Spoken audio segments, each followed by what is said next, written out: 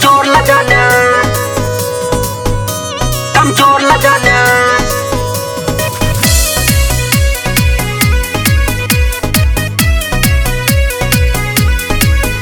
लौटा गाँव में पैदा भावा था, कमजोर न जाना।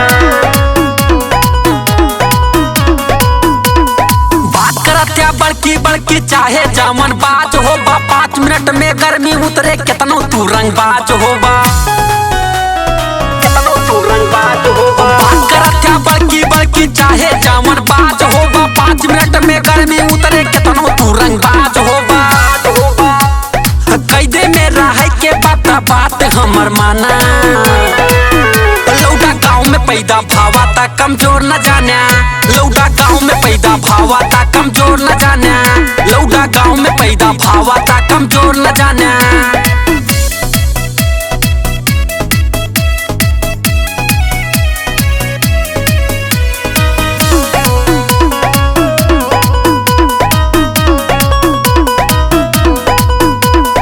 जिनसे ज्यादा बाडी बने गाँव के अखाड़ा में, साथे हमरे यार चलते नहीं टट्टू भाड़ा पे। जिनसे ज्यादा बाडी बने गाँव के अखाड़ा में, साथे हमरे यार चलते नहीं टट्टू भाड़ा पे। हमरे डर से कितना जने कहना उतरत है खाना। लौटा गाँव में पैदा भावा ता कमजोर न जाना।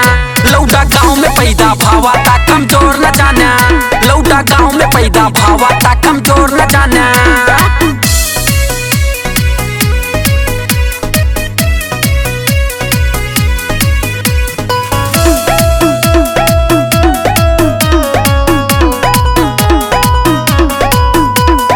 गाँव के लइका देखे माँ भले लागे सीधा साधा, भीड़ बाता खुद पता चले बा कितना हराम ज्यादा। गाँव के लइका देखे माँ भले लागे सीधा साधा, भीड़ बाता खुद पता चले बा कितना हराम ज्यादा। अमर शिवा उमेश का थाना भवा है पूरा दीवाना। लौटा गाँव में पैदा भावा ता कमजोर न जाना। लौटा गाँव में पैदा भावा ता कमजोर